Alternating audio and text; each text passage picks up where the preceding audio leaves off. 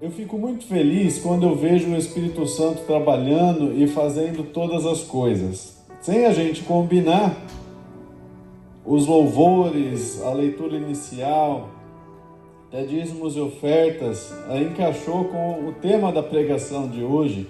Eu gostaria que você abrisse a sua Bíblia lá em 1 Coríntios.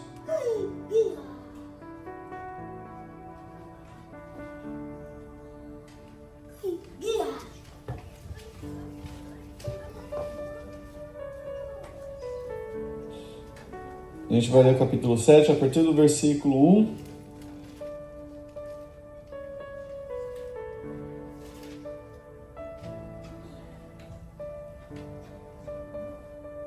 Até o versículo 7. Vamos lá.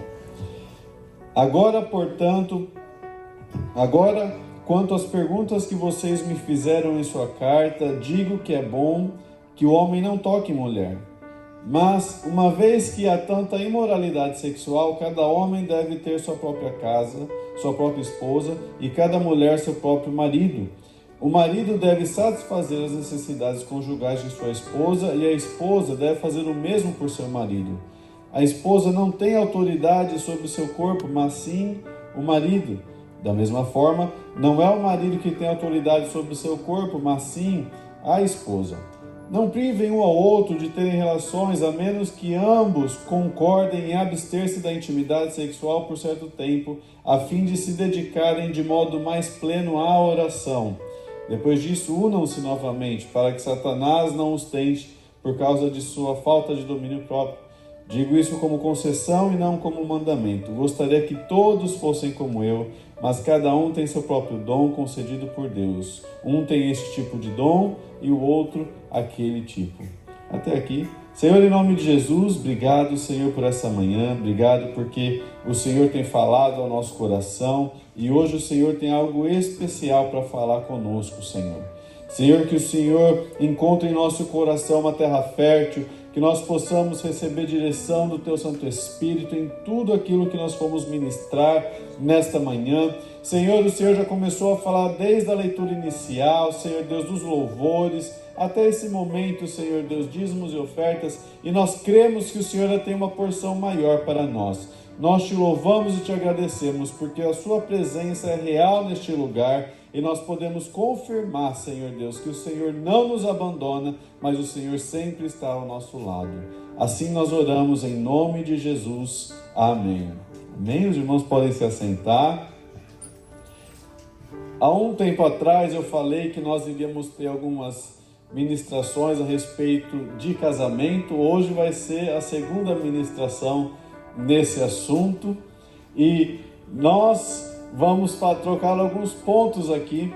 Vai ser uma pregação relativamente rápida e ontem eu estava ministrando casamento. Enquanto eu pensava na ministração do que falar no casamento, Deus me falou que seria a mesma coisa também no domingo, hoje, né? Então ali o diácono Dionísio e a diaconisa Aracela já ouviram a pregação. Estavam lá ontem, mas a gente vai estar aqui indo mais a fundo em alguns temas que não pude fazer ontem. Bom, quando a gente fala de casamento, a palavra de Deus tem dois conselhos. O primeiro deles é não case. E o segundo é não se separe.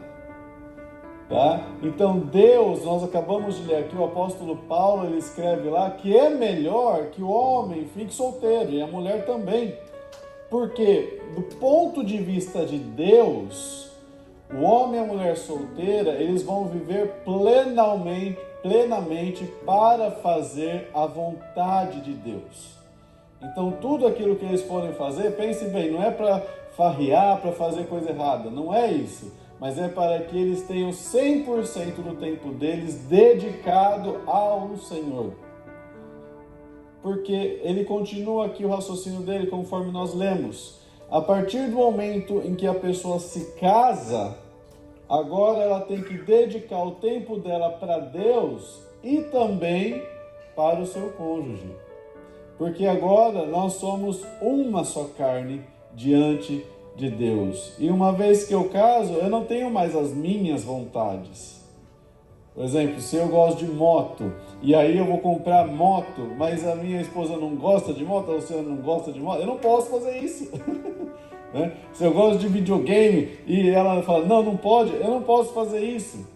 Se eu quiser fazer alguma coisa que a minha esposa não gosta, a pastora não gosta, eu não posso fazer. E a mesma coisa ela. Se ela quiser fazer alguma coisa, eu falo, não, eu não gosto disso, ela também não pode fazer. Está aí comigo? Amém? Até aqui, amém.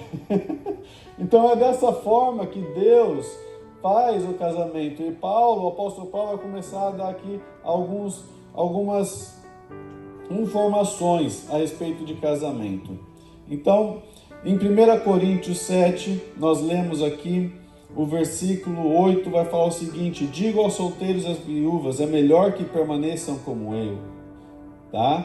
Porque a pessoa vai viver plenamente para a vontade de Deus, ok? Não é para fazer outra coisa. Aí no versículo 27, olha só o que ele vai falar. Então, primeiro, não se case. No versículo 27 fala, não se separe. Se você já tem esposa, não se separe. Então a palavra de Deus é muito direta conosco. Nós não vivemos para nós mesmos. Hoje, o sistema do mundo, ele opera para separar famílias, para separar casais. E o motivo pelo qual o sistema faz isso é porque Satanás é um ser real. E ele sabe que a plenitude do poder de Deus, ela se manifesta quando uma família inteira está firmada na rocha. Porque aí Deus demonstra todo o poder dele sobre aquela casa. E aquela casa é vitoriosa contra todo tipo de abalo, todo tipo de tempestade, todo tipo de situação que pode tentar se levantar, ela não vai conseguir destruir aquela casa, porque a casa está firmada em Jesus. E Satanás morre de medo disso. Então, o propósito da ministração de hoje, essa foi só a introdução, é como eu faço para blindar o meu casamento das tentativas de Satanás. E eu vou dar para você três conselhos para fazer isso. O primeiro conselho é: toda vez que você pensar algo bom, fale. Toda vez que você pensar algo bom a respeito do seu esposo, a respeito da sua esposa, fale para ele, fale para ela. Sabe, a palavra abençoar, a gente costuma falar assim, Deus te abençoe, eu te abençoo. A palavra abençoar, o significado dela é dizer coisas boas. Tá? Então, quando nós falamos assim, Deus te abençoe, o que nós estamos falando é que Deus fale coisas boas a seu respeito. Porque aquilo que Deus falar vai se cumprir. Quando eu abençoo alguém, eu falo te abençoo em nome de Jesus, eu estou falando coisas boas a respeito daquela pessoa. Da mesma forma, quando eu tenho algo que eu gostaria eu penso alguma coisa boa a respeito, por exemplo, da Luciana, eu tenho que falar para ela, eu estou abençoando a vida dela quando eu falo algo bom para ela. Você abençoa o seu marido quando você fala algo bom para ele. Você abençoa a sua esposa quando você fala algo bom para ela. E algo bom não sexual. Os homens têm a tendência, de sempre ir puxar para esse lado. Não, mas algo bom independente de querer algo em troca. Olha só o que o texto de Hebreus 3 fala para nós.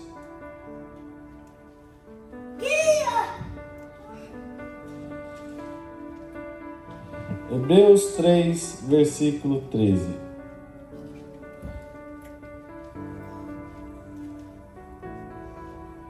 Algumas versões vão falar: advirtam uns aos outros. Mas no original é: encorajem uns aos outros todos os dias, durante o tempo que se chama hoje, de modo que nenhum de vocês seja endurecido pelo engano do pecado. Então, o que o escritor de Hebreus está falando, todos os dias eu tenho que encorajar uns aos outros. Foi falado aqui mais cedo que primeiro a prioridade é Deus, depois a família e depois a igreja. E é muito fácil eu encorajar um irmão da igreja, é ou não é?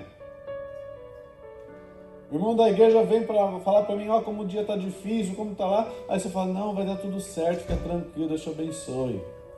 Deus está no controle, só vitória, agora é só vitória. É muito fácil fazer isso. Agora, é muito mais difícil eu fazer a mesma coisa com o seu marido, com a minha esposa, com a sua esposa. Por quê? Eu não sei. A gente acostuma a não falar coisas boas. Pergunte ao seu marido como foi seu dia. Se ele falar foi ruim, foi difícil, fale para ele, vai dar tudo certo. Deus está com você. Deus é sua rocha, Ele te abençoa. Os maridos também, pergunte para sua esposa, e aí, está tudo bem? Está tudo certo? Se ela fala alguma coisa, você tem que virar e falar, vai dar tudo certo. Deus está no controle. Vamos confiar em Deus. Você está fazendo o que é certo. Enquanto você viver, encoraje o seu marido e a sua esposa. Palavras têm poder. Por elas nós podemos colher bênção ou nós podemos colher maldição. Podemos apagar o furor ou nós podemos incendiar uma floresta inteira. Tiago fala que a língua ela tem tanto poder que ela controla a vida das pessoas. Ela tem vida e morte dentro desses poderes. Não deixe morrer a vontade de falar bem para o seu marido, para a sua esposa. A gente acostumou a falar mal, né? A gente vê alguma coisa errada. Às vezes a pessoa fez um almoço maravilhoso, foi lá, cozinhou feijão, foi lá, cozinhou o arroz, fez a carne, fez aquela mistura, fez aquela salada, fez a farofa, mas aí a pessoa esqueceu de colocar sal na farofa. E aí, primeira coisa que fala, essa farofa não tem sal. Sabe? Ao invés de ver tudo que deu certo na comida, a gente vai focar naquilo que não deu certo. Muda a forma de interagir. Foca no que deu certo. E esquece o que não deu certo. Faça esse teste. Sempre que você pensar algo bom, fale.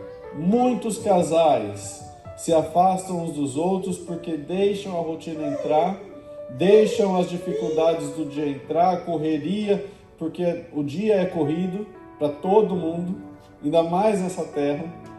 A gente olha, a gente estava em fevereiro celebrando um ano de Elohim, a gente já está quase encerrando o ano. A gente só tem mais 4 meses, até a gente já está em 2026. O tempo passou muito rápido.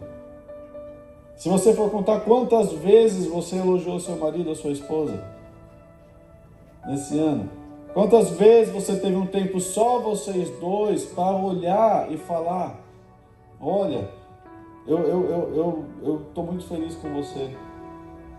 Olha, você é um exemplo para os nossos filhos, para as nossas filhas.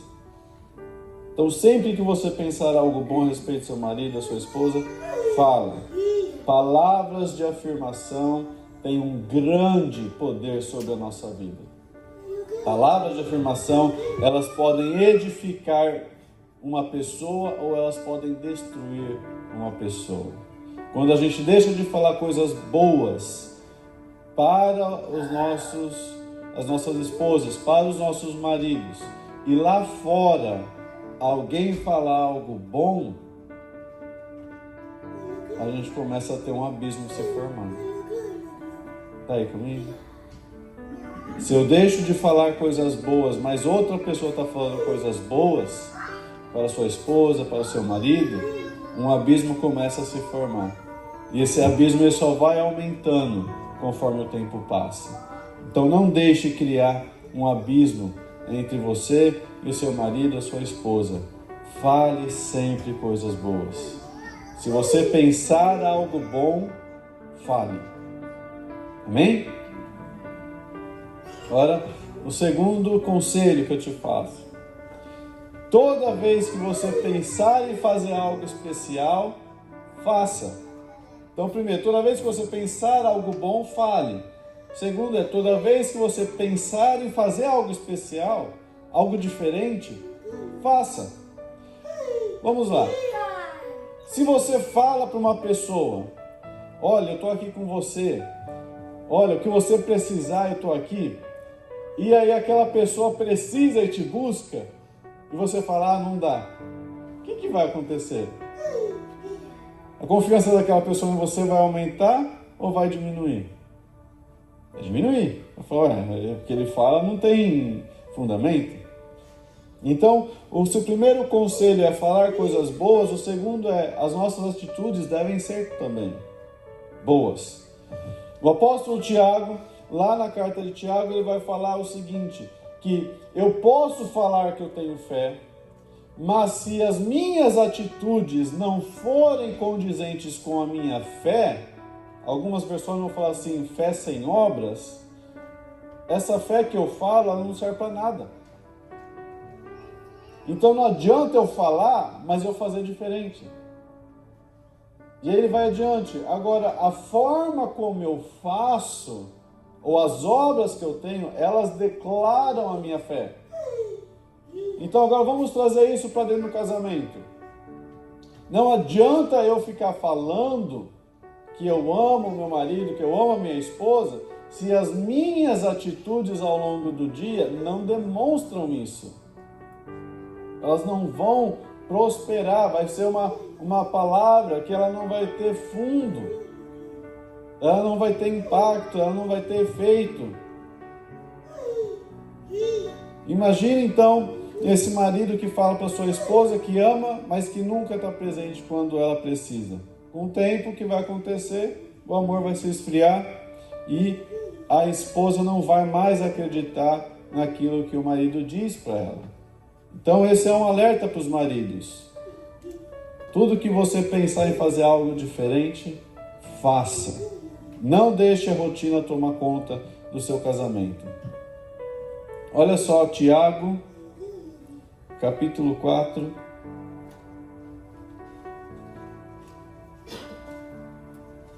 Versículo 17.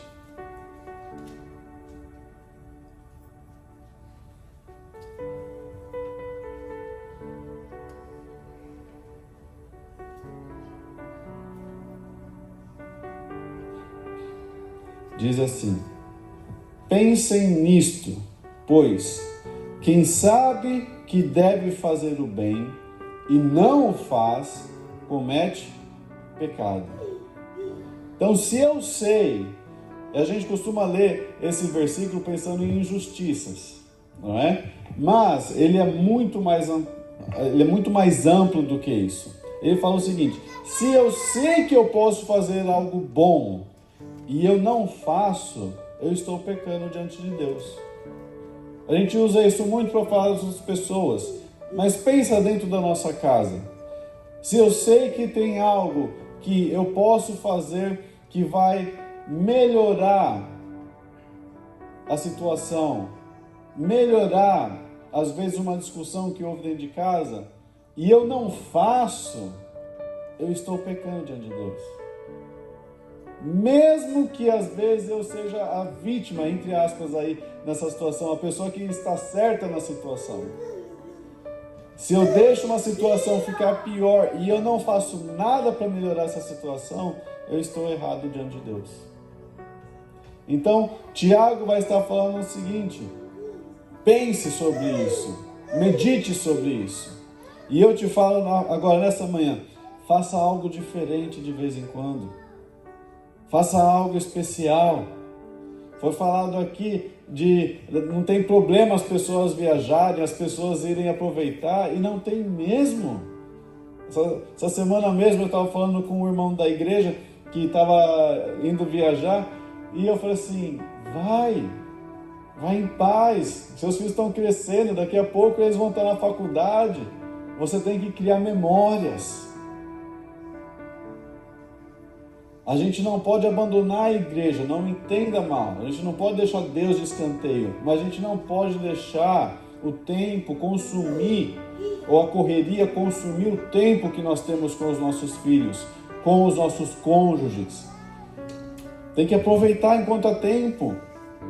As palavras de afirmação, elas vão ter grande poder, mas as atitudes que nós temos, elas falam mais alto do que as nossas palavras. É muito comum nós cairmos na correria do dia a dia e nós vamos ter sempre trabalho ou algo para fazer. Então essa desculpa de, está muito corrido. Não deu tempo. Gente, aprenda algo aqui. Toda vez que alguém fala assim, não deu tempo, o que essa pessoa está falando é, você não foi prioridade. Porque a Bíblia diz que existe tempo para tudo. Ok? Está aí comigo? Quando alguém fala assim, não deu tempo para ler a Bíblia hoje. Não, a Bíblia não foi prioridade na sua vida. Não deu tempo para fazer um jantar aqui em casa. Não, fazer um jantar não foi prioridade para você. Não deu tempo de comprar um presentinho de aniversário para o meu marido. Não, comprar um presentinho não foi prioridade para você, porque tempo tem. Está aí comigo? Então não deixe que esse engano de falta de tempo domine a sua vida. Isso não é verdade. Você tem total controle sobre o tempo, porque Deus te deu 24 horas para você, para mim, para todo mundo num dia. E Ele fala, existe tempo para tudo debaixo do céu. Então toda vez que alguém fala, não deu tempo, você não foi prioridade no tempo. Amém? Meio duro isso, né? Mas é verdade. Bom, em algumas ocasiões nós vamos enfrentar dificuldades, nós vamos talvez passar por situação onde o dinheiro vai ser mais curto, alguma situação onde talvez eu esteja doente, tenha que ficar em casa, ou algum problema emocional. Isso faz parte, nós estamos no mundo. Todo mundo que promete, vou aceitar Jesus, tudo vai mudar na sua vida, você não vai mais ter problema na sua vida, está mentindo, tá? Isso não é o que acontece. O que acontece é que agora, esses problemas, você vai ter Jesus com você. E Ele vai te ajudar a superar todos eles, tá? Essa que é a realidade. Nós vamos, infelizmente, passar por algumas situações e nós precisamos, todos nós, ter um tempo de descanso, um tempo de refrigério. Se a minha e a sua vida é totalmente focada em nós conquistarmos as coisas, em nós batalharmos por coisas, e nós não tivermos um tempo de descanso, a gente não está honrando a Deus com a nossa vida. A palavra de Deus nos fala, inclusive lá em Hebreus, que a gente não tirar um tempo de descanso desonra a Deus, porque a gente não confia que Ele é o nosso provedor. A raiz disso é porque nós não confiamos que Ele é o nosso provedor. Por isso Ele criou o dia de descanso. E Ele fala assim, para os judeus, para os israelitas, vocês nunca entrarão no meu descanso. Mas para nós que aceitamos o Senhor Jesus, Ele fala que Jesus é o nosso descanso. Então, se Jesus é o meu e é o seu descanso, eu tenho que aprender a descansar também. E quando eu descanso, eu tenho que trazer a minha família junto, o meu marido, a minha esposa tem que vir junto comigo. Então, viaje, vai fazer um jantar a dois. Não precisa ir num restaurante caro, às vezes você vai lá no Dollar Tree, compra a linguiça, compra o pão na padaria e faz cachorro quente. Se é o que dá para fazer, faça. Não importa o dinheiro que está sendo gasto, o que importa é o tempo. Quando você dedica tempo com a pessoa que está do seu lado, com o seu marido e sua esposa, você está falando, você é prioridade para mim. Quando você dedica o tempo de vir aqui nesta manhã, na casa de Deus, você está falando para Deus, Deus, você é prioridade para mim. Amém? E o terceiro e último toda vez que você quiser que algo mude na sua vida, seja você a mudança.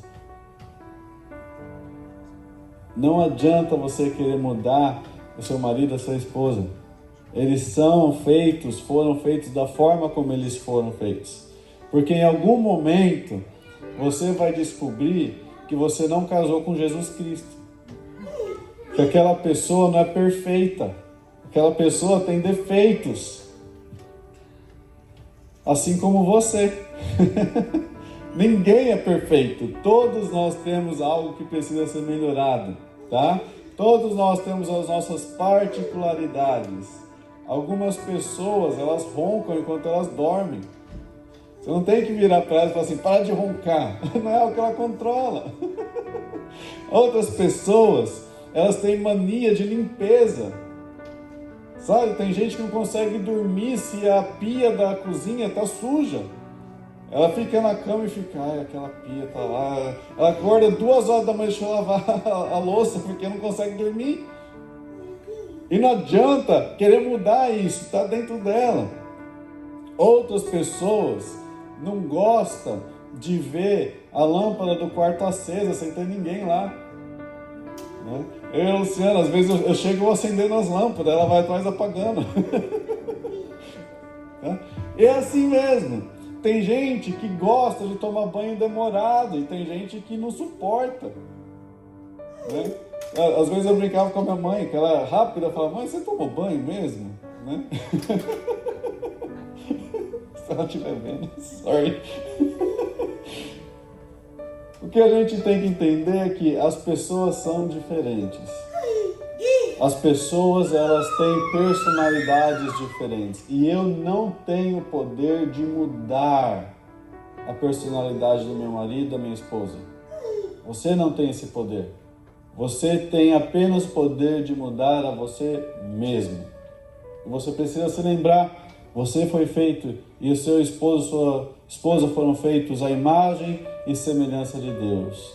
E Deus uniu vocês dois como uma única pessoa agora. Então, ao invés de tentar mudar o outro para ser mais parecido com você, tente mudar você mesmo para vocês dois serem mais parecidos com Deus.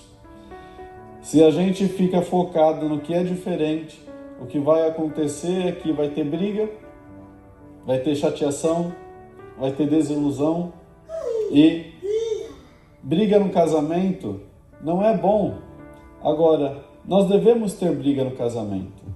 Essa briga não é um com o outro, é uma briga um pelo outro.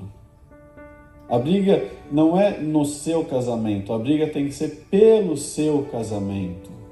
Porque sempre virão coisas. Eu já comecei essa pregação falando, Satanás tem um sistema inteiro, moldado, planejado, para destruir o seu casamento. Pensa nisso um pouco. Às vezes a gente fala para destruir casamentos, a gente acha que é o casamento das outras pessoas. Não, o seu casamento. Satanás tem toda uma armadilha preparada. E por isso você e o seu marido, você e a sua esposa, devem lutar para salvar o seu casamento. Tem que lutar um pelo outro. Será que às vezes Deus te fez casar com uma pessoa que é um pouquinho mais controladora para te ensinar organização? Será que Deus talvez te fez casar com uma pessoa que é um pouquinho mais relaxada, mais de bem com a vida, mais cool, para te ensinar um pouquinho a respeito de descansar, de confiar em Deus? Olha só o que Adão fala quando Deus criou a mulher. Gênesis capítulo 2.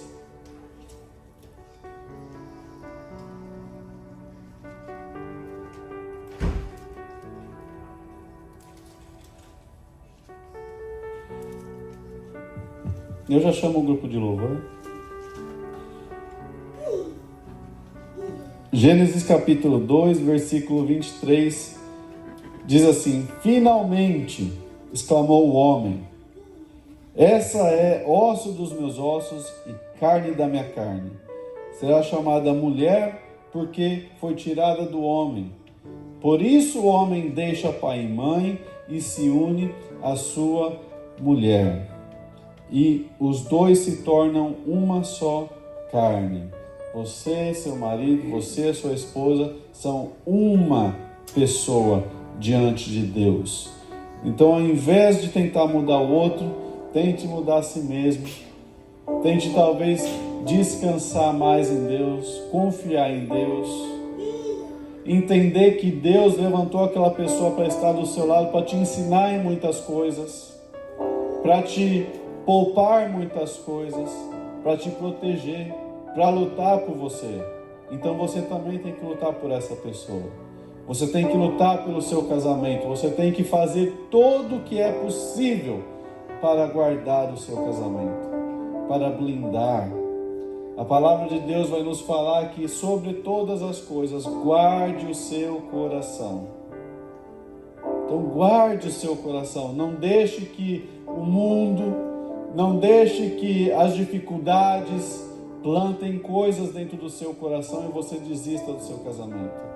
Pelo contrário, guarde o seu coração, guarde a sua família. O bem mais precioso que Deus te deu não são os seus filhos, é o seu marido e a sua esposa, porque vocês são um diante de Deus. Amém? Coloque-se de pé, vamos orar.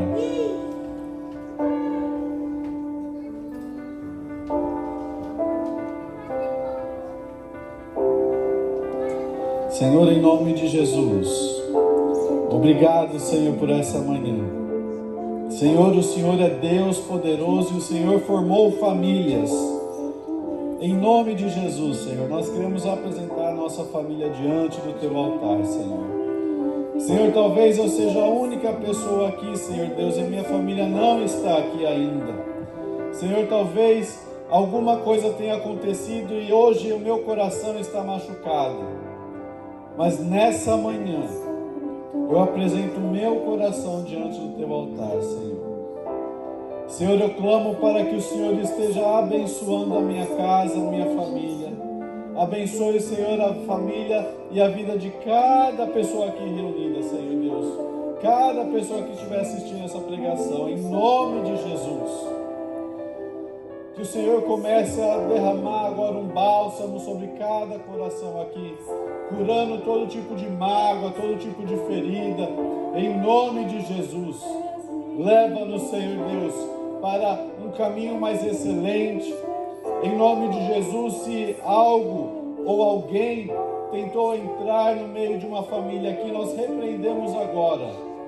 Que o Senhor seja guarda, protetor de cada casa representada aqui, de cada lar, Senhor. Senhor, em nome de Jesus, faça nova todas as coisas, Senhor. Começa a derramar da Tua unção, da Tua presença poderosa, quebrando todo laço e tudo aquilo que não vem do Senhor. Senhor, começa a ministrar os nossos corações, Senhor. Comece a dar a cada um de nós cada vez mais palavras de afirmação, palavras, Senhor Deus, que encorajem, palavras, Senhor Deus, que edifiquem, em nome de Jesus. Também, Senhor, começa a nos dar iniciativa para mudar, Senhor, iniciativa para fazer algo diferente. Senhor, em nome de Jesus, começa a trabalhar os corações, começa, Senhor Deus, a moldar a nossa mente, começa a trabalhar nos nossos familiares, nos nossos filhos. Senhor, que cada casal possa receber uma resposta que vem do alto, em nome de Jesus. E toda a honra, toda a glória, todo o louvor por tudo aquilo que o Senhor vai fazer ainda em nossa vida, nós já entregamos diante do Senhor, pois pertencem a Ti. Em nome de Jesus.